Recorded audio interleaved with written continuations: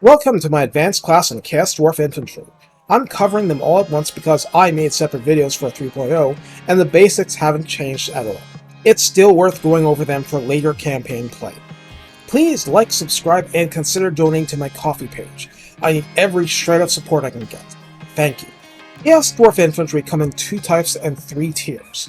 All the axe and shield types are straight upgrades over the others as you rise in cost. But since they're unit capped by what you can unlock with armaments, it's not necessarily your gold holding you back. The great weapon variants are simple. They're armor piercing, but do not have any bonuses against cavalry. They can't hold the line against missiles or a charge. They are second line enforcers in my view, interesting, useful, but vulnerable to a variety of common foes nonetheless. Even the great weapons variants share a basic truth. Chaos Dwarf melee infantry are heavily armored, high leadership, and tilted toward melee defense, not melee attack. That's just to say that melee attack starts off lower.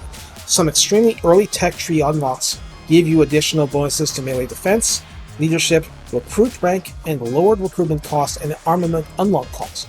You take what you can get. For red tree skills, Black Shard Bulwark gives you a max of plus 12 armor, which is on top of already beefy armor, and plus 6 melee attack, which addresses a built-in weakness of the unit type. Added armor doesn't help against armor piercing. It really helps against chip damage from general damage sources. Martial Military from the latter part gives plus 5 melee attack, plus 5 melee defense, and 15% spell resistance to any of your units in that army surviving to see rank 7. The spell resistance alone is extremely potent, because aside from fire resistance, your units start out as naked babes to the ravages of magic. So how do we make this even better / more evil? Well, that's with the Hellforge, of course. Your first option is a Rune of Frenzy. I ranted about this several times in my old videos, but this addresses, in one fell swoop, the biggest weakness of the entire line. It doesn't increase their attack speed, which is below what sword infantry would do, but they'll hit more often and hit harder as long as their beefy leadership remains above half. That's not hard to do. That means, provided they get into melee, they'll fight and slay for you until very late in the fight. The problem, of course, is getting in melee. Dwarfs are slow, short legs, heavy armor. Now in patch 3.1, it's not that the infantry changed, but other things did. Cavalry do visibly more impact damage when they hit. Chariots were already getting there, but apparently they look extra brutal now. All in all, it means that charges are deadlier than ever. The Rune of Reflection gives your infantry charge reflection, which means that instead of a Chaos Knights with Lances unit doing 80 charge bonus against you, you're doing 80 charge bonus to them. Of course, impact will make your models fly around, so use varies, but it's still potentially nice. Very nice. The Resilience Demon gives 25% spell resistance out of the box, and that helps with a big vulnerability. Chaos Dwarf Infantry are sitting ducks for artillery and magic a lot of the time. This won't help against artillery, but it will soften the blow of magic. The goody-goody dwarves don't get to have all the fun laughing off spells. Glittering Scales is exactly like the Warm Armor's passive effect, a -5 to melee attack in a radius affecting your enemies. The radius is pretty substantial, 40 meters. This may not feel impactful if your solid dwarf infantry line is lasting seemingly forever, but it can make a pretty big difference to Hobgoblin infantry mixed in with your Chaos Dwarf warriors. Something to think about. The Rune of Sundering is extremely simple. Each and every smack inflicts and re-inflicts a -30 armor contact effect. Your regular infantry and all Hobgoblin units are far less damage efficient against armor, especially heavy armor. So Sundering makes every source of base damage, be it a Flamestorm, a Magma Cannon, a Lamassu, or Hobgoblin Wolf Riders charging into the rear, hit harder for more damage. I mean, that's if they have armor. You can't sunder what isn't there. This is rarely a problem in a campaign, so sunder away. I like this one a lot. All that said, the Rune of Immunity provides immunity to contact effects.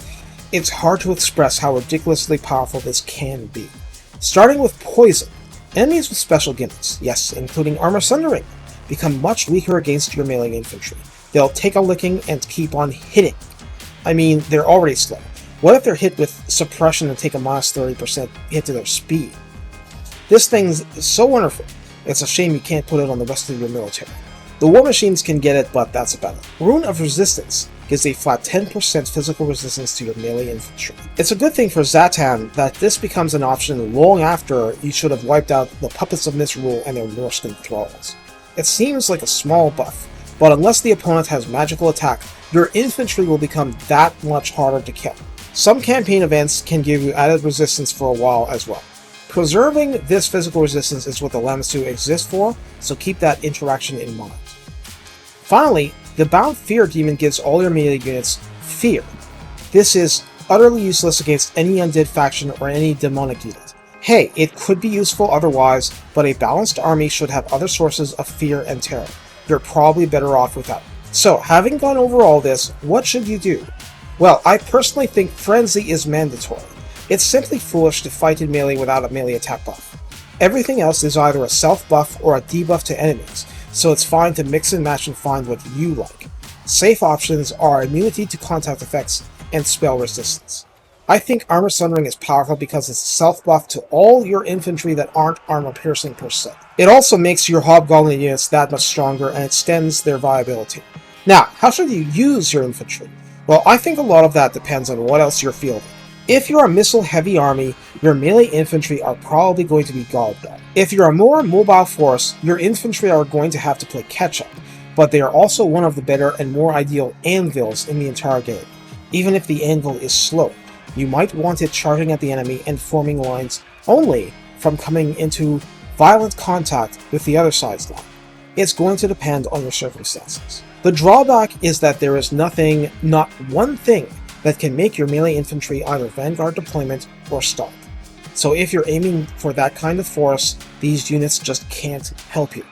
They still have a role guarding artillery, but that means enhancing their killing power is almost useless.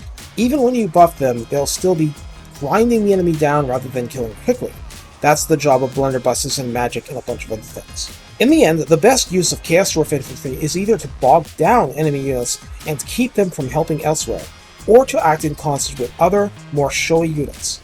The Infernal Guard may take a long time against heavily armored Chaos Warriors, but a Bale Taurus breathing fire on them and then charging into their flanker rear will wreck them pretty hard.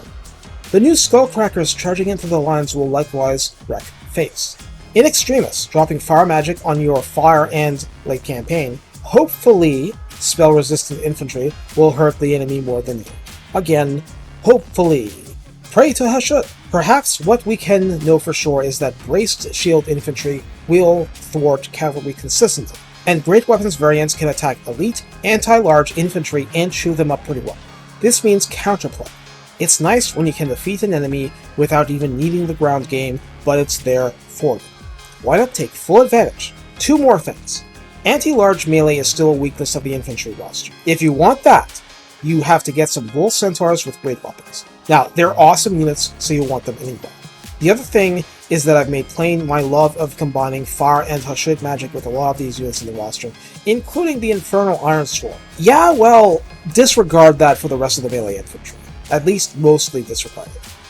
To make the most of the melee infantry that start out unbalanced toward defense, and then become balanced but not overwhelming in offense, you want a buff on your side or a big debuff to the other side. The lures of death and metal can do a lot to manipulate that side of the coin. A well-timed debuff spell can completely turn the tide of a melee brawl. This applies to the Bull Centaurs too, by the way. Missile infantry and artillery generally don't care when they're shooting, so that's not the point. It's still a big issue for pitched face-to-face fights. This ends the advanced class of infantry. In the end, you're just toughening them up further to either guard your missile sources of damage or flinging them at the enemy to cause trouble and help the rest of your force. Chaos Dwarf infantry may be slow, but they are not that much slower than Chaos Warriors. Once you've caught your foe, make sure to make the foe pay for that. Besides, shields that block 55% of missiles are no joke. They render a lot of your enemy's plan extremely inefficient. So abuse your tough-as-nails infantry. Make them somebody else's problem. Take care and have fun.